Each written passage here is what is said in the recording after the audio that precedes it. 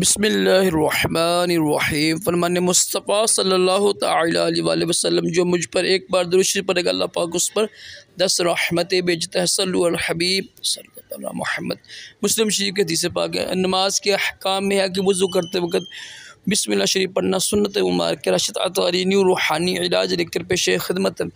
आज एक वजीफ़ा लेकर आया हूँ, बड़ा मुजरब वजीफ़ा है। ये है ना वायरस जो है ना, डेंगू वायरस जो फैला हुआ है आजकल, ये इसके लिए बेहतरीन वजीफ़ा है। अल्हम्दुलिल्लाह मेरे पीर मुर्शिद ने अता किया, तो ये लाजमी करे ख़वातीन मर्द, और ये अल्हम्दुलिल्लाह ये बड़ा मुजरब है। करना सिर्फ आपने ये है कि अवला दुरूद पढ़ के ना रोज़ाना 29 मरतबा या मुहैमिनू पढ़ते रहे। इंशाअल्लाह इसकी बरकत से डेंगू और दीगर जो वायरस है इंशाअल्लाह उससे भी शिफा मिलेगी और बलाएँ भी दूर होंगी। ये ऊपर अलामत लिखी हुई हैं, सख्त शदीद बुखार, आँखों के नीचे, ठीक है ना, हर चीज़ लिखी हुई है।